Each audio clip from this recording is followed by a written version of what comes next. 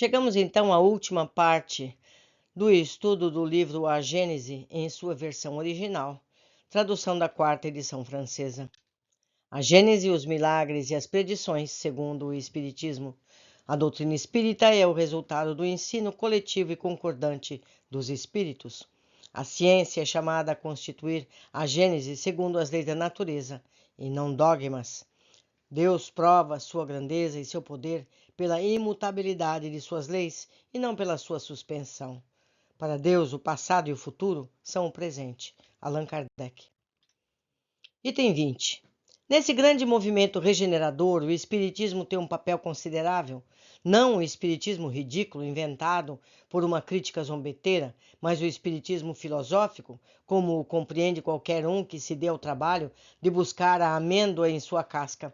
Pelas provas, se oferece as verdades fundamentais, ele preenche o vazio que a incredulidade criou nas ideias e nas crenças, pela certeza de que há um futuro conforme à justiça de Deus e que mais severa razão pode admitir, atenua as amarguras da vida e previne os funestos efeitos do desespero.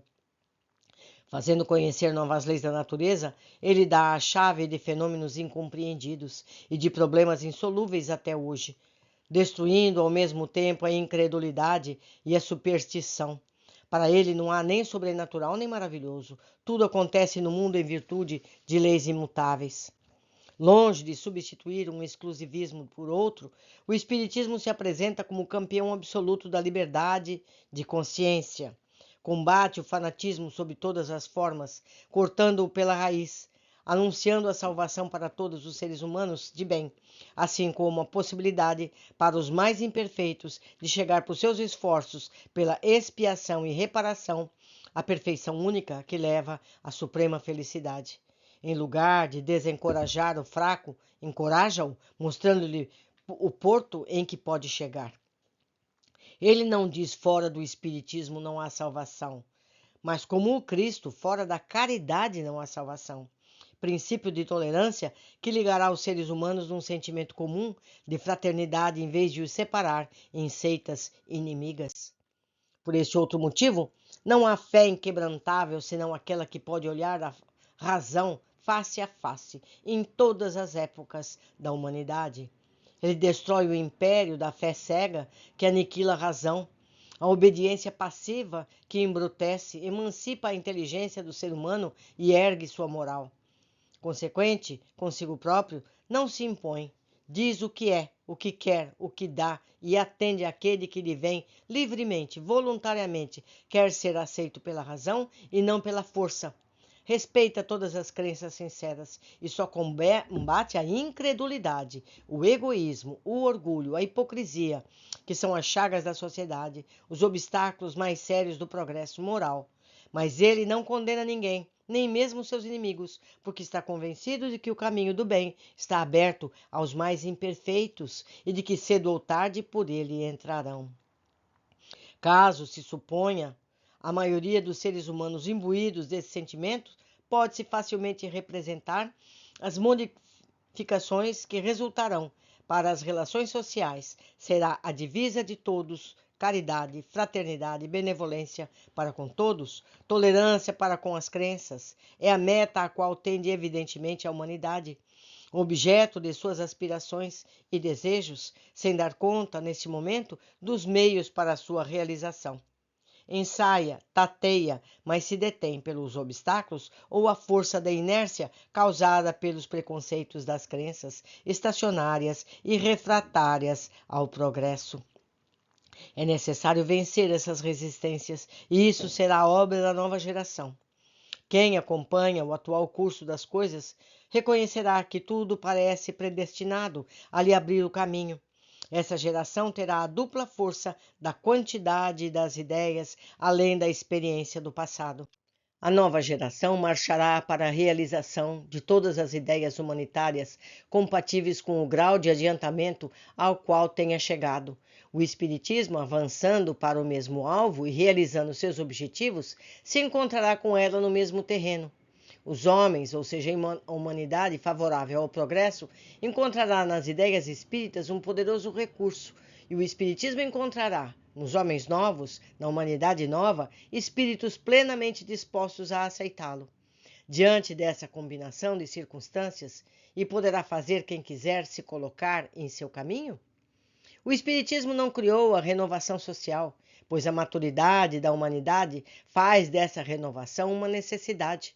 Por seu poder moralizador, por suas tendências progressistas, pela elevação de seus propósitos, pela genialidade das questões que ela abraça, o Espiritismo está, mais que todas as outras doutrinas, apto a secundar o movimento regenerador. Por isso que é contemporâneo.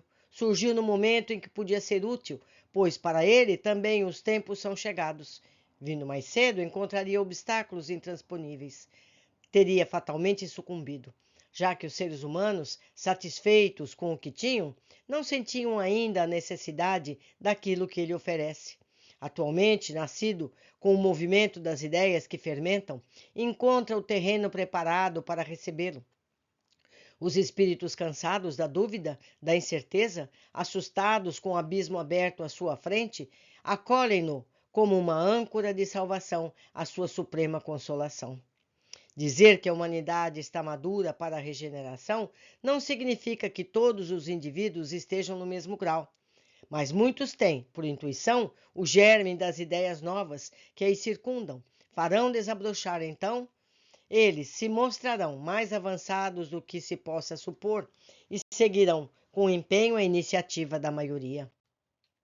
Há, entretanto, os que são essencialmente refratários a essas ideias, mesmo entre os mais inteligentes, e que certamente não as aceitarão, pelo menos nessa existência, em alguns casos de boa fé, por convicção, outros por interesse. São aqueles cujos interesses materiais estão ligados à atual conjuntura e que não estão adiantados o suficiente para deles abrir mão, pois o bem geral importa menos que o seu bem-estar pessoal. Ficam apreensíveis ao menor movimento renovador. A verdade é para eles uma questão secundária, ou melhor dizendo, a verdade para certas pessoas está inteiramente naquilo que não lhes causa nenhum transtorno. Todas as ideias progressistas são, ao seu ponto de vista, ideias subversivas e por isso dedicam a elas um ódio implacável e lhes fazem uma guerra obstinada. São inteligentes o suficiente para ver no Espiritismo um auxiliar das ideias progressistas e dos elementos da transformação que temem, e por não se sentirem à altura, eles se esforçam por destruí-lo. Caso julgassem sem valor, sem importância, não se preocupariam com ele. Nós já o dissemos em outro lugar. Quanto mais uma ideia é grandiosa, mais encontra adversários e pode-se medir sua importância pela violência dos ataques dos quais seja objeto. O número de retardatários é ainda grande, sem dúvida, mas o que podem eles contra a onda que sobe, se não lançar nela algumas pedras? Essa onda é a geração que ergue, ao passo que eles desaparecem com a geração que se vai cada dia a largos passos. Até aí, defenderão o terreno passo a passo, pois há, uma luta inevitável, mas uma luta desigual, porque é aquela do passado decrépito que cai em trapos contra o futuro jovem, da estagnação contra o progresso, da criatura contra a vontade de Deus, porque os tempos assinalados por ele são chegados. A geração nova. Para que os homens, ou seja, para que a humanidade seja feliz sobre a terra, é preciso que ela seja povoada apenas por bons espíritos, encarnados e desencarnados, que só queiram o bem. Esse tempo tendo chegado, uma grande migração acontecerá nesse momento entre seus habitantes. Os que fazem o mal pelo mal não são tocados pelo sentimento do bem, não sendo mais digno da terra transformada, serão excluídos, porque trariam de novo a discórdia, a confusão e seriam um obstáculo ao progresso. Esses vão espiar seu endurecimento em uns mundos inferiores, outros entre raças terrestres atrasadas, que serão o equivalente dos mundos inferiores, onde levarão seus conhecimentos adquiridos e que terão por missão fazê-los avançar.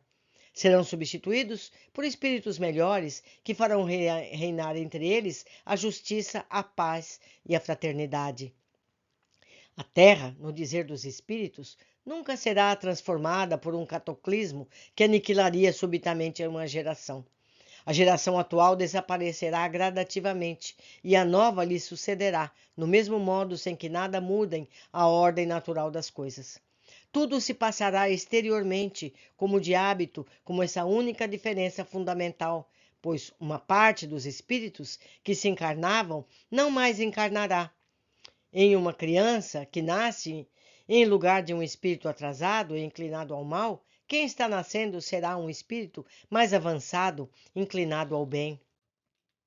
Trata-se, pois, bem menos de uma geração corporal do que uma geração de espíritos. Assim, aqueles que esperam a transformação ocorrer por efeitos sobrenaturais e maravilhosos vão se decepcionar. A época atual é da transição. Os elementos das duas gerações se embaralham. Colocados no ponto intermediário, presenciamos a partida de uma e a chegada de outra, cada qual se distingue no mundo pelas características que lhe são próprias. As duas gerações que se sucedem têm ideias e pontos de vista opostos pela natureza das disposições morais, mas sobretudo pelas disposições intuitivas e inatas, ficando fácil distinguir a qual das duas pertence cada indivíduo. A nova geração, devendo fundar a era do progresso moral, distingue-se por uma inteligência e uma razão geralmente precoce, somada ao sentimento inato do bem e das crenças espiritualistas. É o sinal incontestável de um certo grau de adiantamento anterior. Não será jamais composta exclusivamente de espíritos eminentemente superiores, mas dos que, tendo já progredido, estão dispostos a assimilar todas as ideias progressistas e aptos a secundar o movimento regenerador. O que distingue, ao contrário, os espíritos atrasados é, a princípio, a revolta contra Deus pela recusa de conhecer algum poder superior à humanidade, em seguida a propensão instintiva às paixões degradantes, os sentimentos antifraternos do egoísmo, do orgulho, do apego e por tudo que seja material. São esses os vícios dos quais a terra deve se depurar pelo afastamento daqueles que se recusam a melhorar, pois são incompatíveis com o reino da fraternidade, e os homens de bem sofrerão sempre com o seu contato. Quando a terra estiver livre dos seres humanos, caminharão sem obstáculos para o futuro melhor que lhe está reservado desde o início, como recompensa aos seus esforços e à sua perseverança, aguardando por uma depuração ainda mais completa, abrindo-lhes a entrada a mundos superiores. Não se deve entender, por essa imigração de espíritos, que todos aqueles retardatários serão expulsos da terra, relegados a mundos inferiores. Pelo contrário, muitos voltarão, porque haviam cedido à influência de circunstâncias do mau exemplo. Neles a aparência era pior que a essência. Uma vez livres da influência da matéria, dos preconceitos do mundo corporal, a maior parte desses espíritos verá as coisas de maneira completamente diferente de como viam em vida, o que está de acordo com numerosos exemplos. Nesse caso, são ajudados pelos espíritos benévolos que se interessam por eles e se apressam a esclarecê-los e a montar o caminho equivocado que tinham seguido. Pelas nossas preces e exortações, podemos nós mesmos contribuir para a sua melhora, porque há uma solidariedade perpétua entre os mortos e os vivos. A maneira pela qual se opera a transformação é muito simples e, como se vê, ela toda moral e se mantém entre as leis da natureza. Que os espíritos da nova geração sejam novos espíritos, melhores, ou velhos espíritos melhorados, o resultado é o mesmo. Desde o instante que apresentem melhores disposições, é sempre uma renovação. Os espíritos encarnados formam, assim, duas disposições. É sempre uma renovação.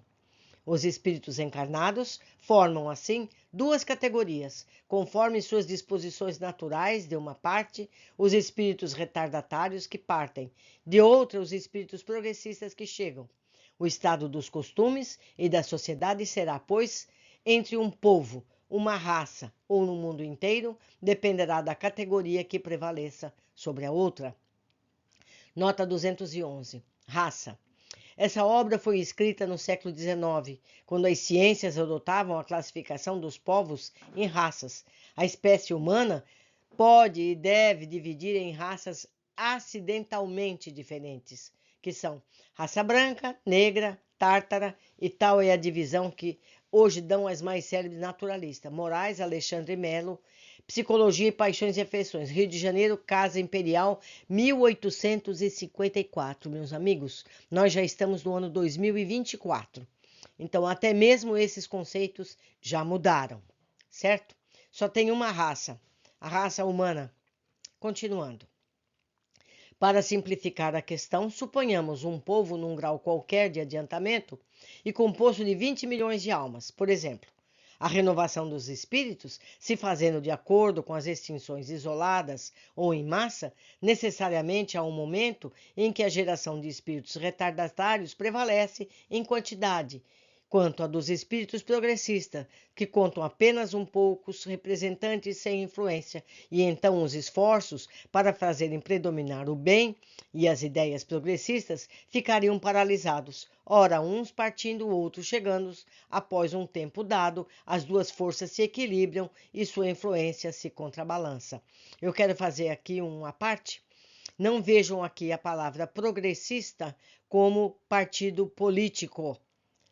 Aqui, na verdade, essa palavra progressista são aqueles que trabalham pelo progresso, pela evolução. Não tem nada a ver com política, certo? Continuando. Mais tarde, os recém-chegados estarão em maioria e sua influência torna-se preponderante, embora ainda entravada pela dos espíritos. Esses seguem diminuindo enquanto outros se multiplicam, acabando por desaparecer. Assim chegará um momento no qual a influência da nova geração será exclusiva. Mas isso só pode ser compreendido ao se admitir a vida espiritual, independente da vida material. Aqui o exemplo dele é dado rapidamente. Se a gente pegar um balde com lama e colocar em cima pingo de água pura, em breve tempo essa água toda estará pura, porque a água pura que entra vai expulsando a água suja. E essa água vai se depurando. É o que acontece. Então, vão nascendo menos espíritos ignorantes e vão nascendo mais espíritos esclarecidos e o conteúdo vai todo se reformando, certo? Continuando. Nós presenciamos essa transformação. O conflito que resulta da luta das ideias contrárias que procuram se implantar. Umas marcham com a bandeira do passado, outras com a do futuro. Caso se examine o estado atual do mundo, reconhecer-se-á que, tomada em seu conjunto, a humanidade está longe ainda do ponto intermediário, onde as forças se contrabalançam. Que os povos, considerados isoladamente, estão a uma grande distância uns dos outros nessa escala. Que alguns tenham chegado àquele ponto, mas que ninguém o tenha ultrapassado. Não obstante, apesar disso, a distância que os separa dos pontos extremos está longe de ter a mesma duração. E uma vez transpondo o limite, o novo caminho será percorrido com uma velocidade tanto maior quanto a quantidade de circunstâncias ajudarem a superar os obstáculos. Assim, se realiza a transformação da humanidade. Sem a imigração, isto é, sem a partida dos espíritos retardatários, que não devem voltar ou que se devem voltar depois de melhorados. A humanidade não permaneceria indefinidamente estacionária, porque os espíritos mais atrasados evoluem também, mas seriam necessários séculos, talvez milhares de anos, para chegarem ao resultado que um meio século bastará para realizar. Uma comparação vulgar fará melhor compreender ainda o que se passa nessas circunstâncias. Suponhamos um regimento composto por grande maioria de homens turbulentos, indisciplinados, os quais ocasionarão sem cessar uma desordem que a severidade da lei penal terá muitas vezes dificuldades em reprimir. Esses homens são os mais poderosos porque são mais numerosos, sustentam-se, encorajam-se, estimulam-se, por exemplo. Alguns bons não têm influência sobre eles, pois seus conselhos são desprezados e sofrem com esse contato por serem ridicularizados e maltratados. Não é essa a imagem da sociedade atual? Ele se refere aos anos 1800. Suponhamos agora que se retirem esses homens do regimento, um a um, as dezenas, centenas, sendo substituídos gradativamente por igual número de bons soldados, incluindo aqueles que tenham sido expulsos, mas se transformaram. Depois de um tempo, será o mesmo regimento mais transformado. A boa ordem sucedeu à desordem. Assim será a humanidade regenerada. As grandes emigrações coletivas não têm como única finalidade promover as saídas, mas também transformar mais rapidamente o espírito da população, libertando-a nas más influências e dando superioridade às ideias novas. Em virtude de muitos estarem maduros para essa transformação, apesar de suas imperfeições, partem a fim de fortalecer, numa fonte mais pura. Caso permanecessem no mesmo meio, sob as mesmas influências, persistiriam nas mesmas opiniões, na forma de ver as coisas. Uma temporada no mundo dos espíritos é suficiente para que abram os olhos para lá eles verem o que não podiam ver na terra. Desse modo, o incrédulo, o fanático, o autoritário poderão, pois, retornar com ideias inatas de fé, tolerância e liberdade. Em sua volta, perceberão as coisas mudadas, experimentarão a influência do novo meio onde terão nascido. Em lugar de fazer oposição às ideias novas, serão seus auxiliares. A regeneração da humanidade não tem absolutamente necessidade da renovação integral dos espíritos, pois basta a modificação em suas disposições morais. Essa modificação se opera entre todos aqueles que estão predispostos, toda vez que sejam subtraídos da influência perniciosa do mundo. Portanto, aqueles que retornam nem sempre são outros espíritos, mas frequentemente os mesmos espíritos, pensando e sentindo de outra forma. Quando esse melhoramento é isolado, individual, ele passa despercebido, fica sem influência ostensiva sobre o mundo. Outro efeito acontece quando os melhoramentos se produzem simultaneamente sobre grandes massas, pois estão conforme a proporção numa geração. As ideias de um povo ou de uma raça podem ser profundamente modificadas. É o que se nota quase sempre após as grandes calamidades dizimarem as populações. Os flagelos destruidores destroem apenas os corpos, mas não atingem o espírito. Eles ativam um movimento de ingresso e saída entre o mundo corporal e o espiritual, e por conseguinte o movimento progressivo dos espíritos encarnados e desencarnados. É de se notar que em todas as épocas da história, as grandes crises sociais se sentiram eras de progresso. Atualmente, um desses movimentos gerais é operado, destinado a promover a reorganização da humanidade. A multiplicidade das causas da destruição constitui um sinal característico dos tempos, porque essas causas aceleram o surgimento dos novos germes. São as folhas que caem no outono, e isso será substituído por novas folhas cheias de vida, porque a humanidade tem suas estações, assim como os indivíduos têm suas diferentes idades. As folhas mortas da humanidade caem impulsionadas pelas rajadas e sopros do vento, mas para nascer mais vigorosamente pelo mesmo sopro de vida que não se extingue, mas purifica. Temos aqui uma nota 212. Kardec não faz ilusão poética à evolução da alma, adquirindo e desenvolvendo suas faculdades no decorrer das reencarnações, quando os corpos se vão, mas a essência da alma se purifica progressivamente. Continuando.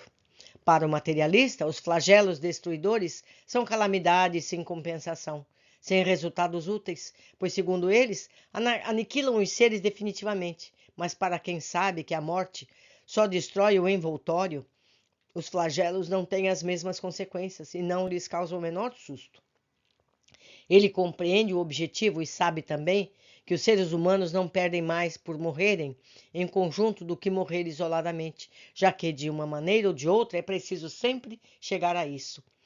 Eu faço lembrar que, quando Kardec escreveu isso, ainda não tinha acontecido a Primeira Guerra, ainda não tinha acontecido a Segunda Guerra, ainda não tinha acontecido o Covid, e ainda não existia a guerra da Ucrânia e de Israel.